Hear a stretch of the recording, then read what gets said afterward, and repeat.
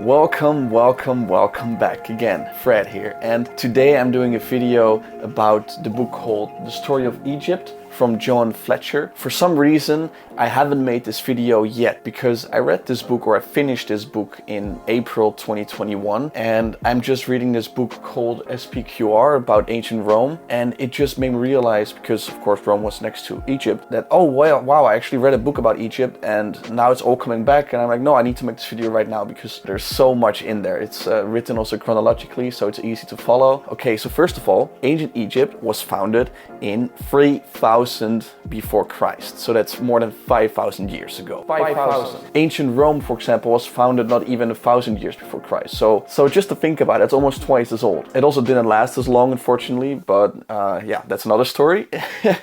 Looking at Rome. So yeah, just in short, I just want to summarize of what I learned from this book about ancient Rome, and how it was just interesting to see, and also looking at the current culture, how ancient Egypt already figured some things out and already improved on certain things that we're still struggling with today, which is kind of crazy, to be honest. One thing I didn't know is that ancient Egypt was originally two kingdoms. You had Upper Egypt, Lower Egypt. And the weird thing is that Upper Egypt was the south and Lower Egypt was the north. That's because the Nile, the river, was flowing from the south to the north. And they just decided what was upper and lower, deciding where the Nile was flowing to. Cool fact, I don't know, I thought it was pretty cool. Egypt was then afterwards united to one kingdom, so ancient Egypt. But then afterwards, at some moments, it also split again into two kingdoms. So depending on how the situation, the political situation, everything was. Let's talk about the afterlife, because yeah, that's something that we look very different on nowadays. Ancient Egypt, afterlife was everything. That's also why all the royals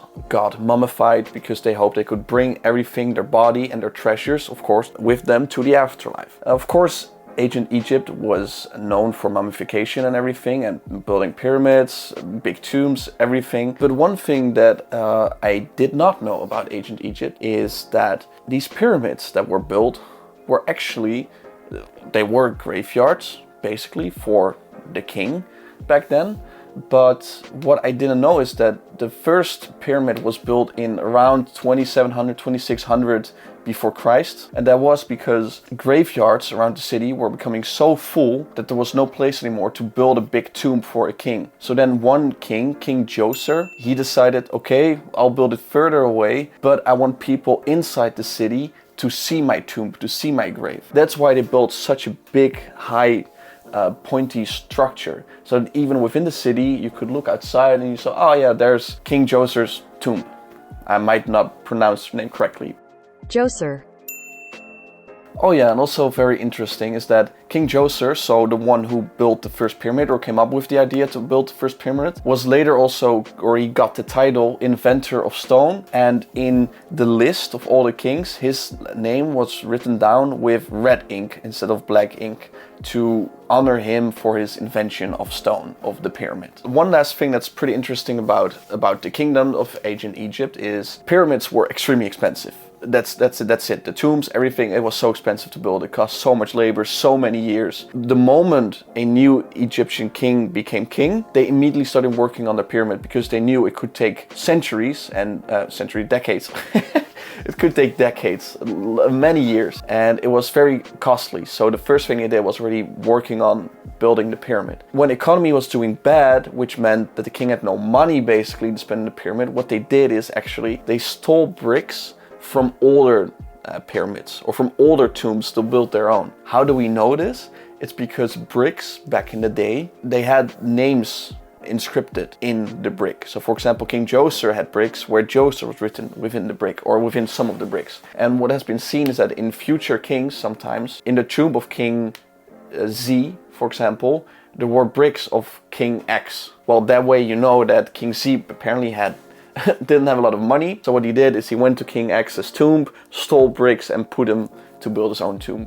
Something I didn't know happened, but I guess grave robbers were not just only robbers, it could also be kings who just didn't have money to build their own pyramid, so they stole it from their older kings. Doesn't sound very nice, but I mean, I guess you had to do it to build your own way to your own afterlife. Let's now talk about ancient Egypt and the kingdom itself. You might think that in ancient Egypt, especially earlier on, the king had all the power, autocratic power, it was all up to him, but that was actually not the case, because they were very religious in ancient Egypt. The kings were also was really seen as gods, but you also had upper priests in Egypt who are very important. Every king was also named after a god. For example, someone was called Amun-Ra, which would mean that, you know, they were called beloved to Ra, for example, the god Ra. But one thing not to forget is that priests, or called upper priests, were very important in ancient Egypt. They were seen as the Pope back in the Middle Ages, where the Pope had basically also autocratic authority. The priests were the only ones exempt from paying taxes to the king. So what the king did is, because he knew the Pope had a lot of power, if the Pope said this king is not a good king, then people would revolt against the king. So the Pope did have a lot of power, even back in the day. So what did these upper priests do? Or what did they incentivize? They incentivized the king to say, hey, if you don't let us pay taxes, we will talk great stories about you, people will see you as gods, you know, everything. So the kings did that, and that's also why you had these different names. So for example, when the king was called something Ra, that would mean that the temple of Ra, with the upper priest of the temple of Ra, had a special function, and this was a very high level function. What made it interesting is that I thought these ancient Egyptian kings just had autocratic power, but that was not the case. They really had to work well with these upper priests, otherwise they would literally lose their authenticity, because the priest could just talk the population against them. Because what also happened a lot in ancient Egypt is that some kings lasted almost a year. There was even this 1 year where the economy was doing so bad that it has been said that there was one king per day for a full year. Every day a new king was assigned, because the other one was just overthrown because everything was going so bad. I think this is exaggerated, but it proves the point that if the economy was not doing well, the people could revolt against the king, and the king was gone. So it was something very important to make sure as a king that there was enough money and food within the whole economy to actually keep your power. Because the moment that there was no more food because of the Nile flooded a lot, and that would mean that, you know, all the crops got destroyed and there was no food. And that was also seen as the gods being angry at the king and, you know, to get rid of him. So there were a lot of factors playing a role here, just to show you that the king is not just some autocratic power who had all the money in the world all the time. There were a lot of kings who didn't have any money because the Nile flooded and it was just terrible and everyone basically died. I want to talk about two more topics. One is the role of royal women in ancient Egypt, and the other one is all the wars that happened in Egypt. And you had the early wars, the middle wars, and the late wars, to divide it up a little bit. First of all, the role of royal women. Something what is quite fascinating to me is that what ancient Egypt already did, basically 5,000 to 4,000 years ago, is make women queens. They were the first to do this, to actually acknowledge in the law that women can become queen. Because what happened a lot in ancient Egypt, I mean, we're talking about times where the average life expectancy was 35 years old. So a lot of the kings in ancient Egypt were 15 when they ascended the throne. Way too young to make any real decisions. So what happened is that the mother of this king would be a co-ruler, and they would literally be called queen. They were by law queen. They were not just the first lady, they were actually queen. I didn't know that. Again, so they were so progressive in that stuff. I mean, I'm not saying that all women had suffrage or even men had suffrage back in that day, but I mean, it's quite interesting to see what sort of things they already did. One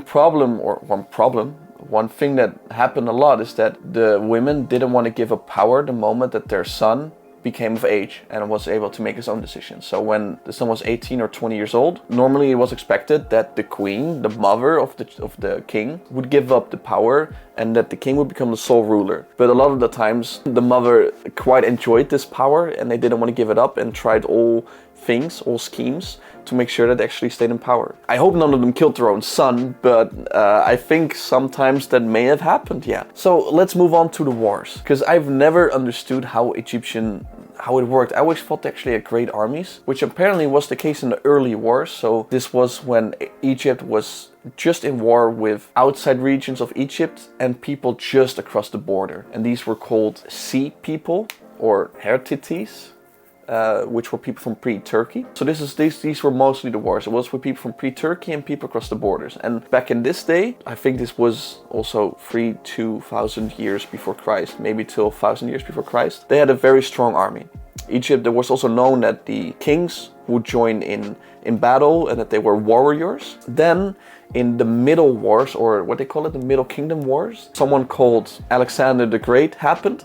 He took over Egypt quite fast. He just had such a strong army, and his military capabilities, his leadership skills were just extraordinary. But the one thing that I love about Alexander the Great is that when he took over Egypt, he was so fascinated by Egypt that he decided to stay for 2 years in Egypt and learn everything about Egyptian kings, what they did, how they ruled, everything. He stayed for 2 years. He was 23 years old, on his way to conquer the world. He decided to stay until he was 25 before he moved on to the east. And he even said that he wanted his body to be buried in a tomb in Egypt, which in the end also happened. I mean, Egypt must have made a huge impression for a king to stay for 2 years when he's in the middle of conquest. I thought that was so interesting to read. Last thing, then when you're done with this video, is ending wars. How it ended, the kingdoms and everything, is Romans. We all might know from ancient Roman history that Cleopatra in the end had a pact with Rome. She was siding with Mark Antony, who was consul back in that day, to conquer Rome, and she thought, well, you know, Rome is doing very well, we should have an alliance with Rome. Unfortunately, Mark Antony of Roman didn't win. He lost from Julius Caesar. Before they knew it, Rome saw, because, you know, propaganda, Julius Caesar won from Mark Antony. Mark Antony was siding with Egypt, so he said, Mark Antony is the enemy, Egypt is the enemy. We have to end Egypt. So in 30 BCE, Romans officially ended the kingdom of ancient Egypt. There were no more kings afterwards. And that was basically the end of ancient Egypt. Very sad ending, but you know, that is how it goes sometimes. The Roman Empire was just a little bit younger. They were doing some things very well, and I will also give a book review about SPQR very soon. But this video is getting way too long. I just, you know, wanted to rant about ancient Egypt, what's interesting, what's not interesting. So again, thank you so much for sticking with me in this video. I really hope you enjoyed this. It just came from the heart again. I just want to, you know, share what I've learned, what I think might be interesting, and everything around that. Please let me know in the comments if you also want to read this book. Do you like history? Do you hate history? Why? Let me know. I'll be interacting with you all in the comments. As always, stay positive, be happy. Fred, out.